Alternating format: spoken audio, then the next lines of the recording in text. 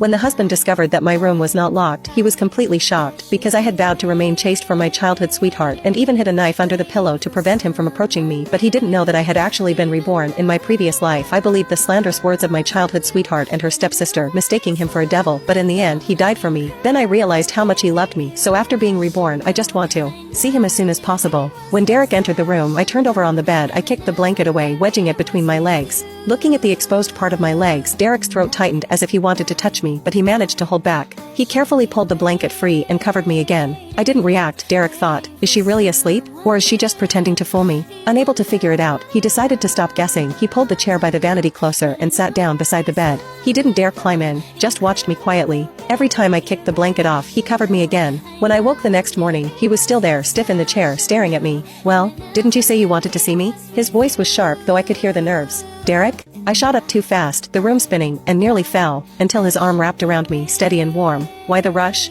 You know your blood sugar's low. His deep voice almost sounded like a scolding. But I wasn't scared. I clung to his neck, rubbing my cheek against him. It's warm, it's really you. In my dreams, he always walked away when I reached for him, but here he was, solid and warm in my arms. I nuzzled him like a kitten. His body went stiff before he gently pushed me back, his eyes locked on mine, close enough for a kiss. Catherine, he rasped, look closely, I'm not the one you love. My fingers trembled as I traced his face down to his lips. Of course I know who you are. You're Derek, my husband, the father of my baby. I touched his lips, his neck. See? I'm wide awake. He stared like he didn't know whether to believe me. Then he grabbed my wrist and pulled me against him. What else? His eyes burned. What else am I to you? His grip hurt, but instead of pulling away, I leaned in and kissed him. Just a brush, so light it shocked him. The wild heat in his eyes cooled instantly. He let me go and turned away. Why did you call me back? His voice was rough. Tears came before I could stop them. I wiped them quickly. I just want you here with me. I didn't even touch you. Why are you crying? His tone was cold, clueless. Frustration bubbled up. Turn around when you talk. I don't like it when people talk with their backs to me. He stiffened, then slowly faced me. I'm looking now. Go ahead.